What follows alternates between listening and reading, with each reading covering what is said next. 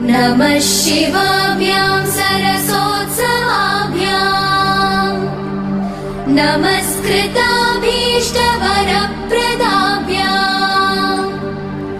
नारायणेनार्चितपादुकाभ्याम् नमो नमः शङ्करपार्वतीभ्याम् नमः शिवाभ्यां वृषवाहनाभ्याम् विरिञ्चि विष्णु इन्द्रसुपूजिताभ्याम्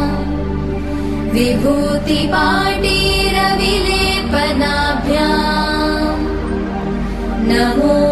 नमः शङ्करपार्वतीभ्याम् नमः शिवाभ्यां जगदीश्वरा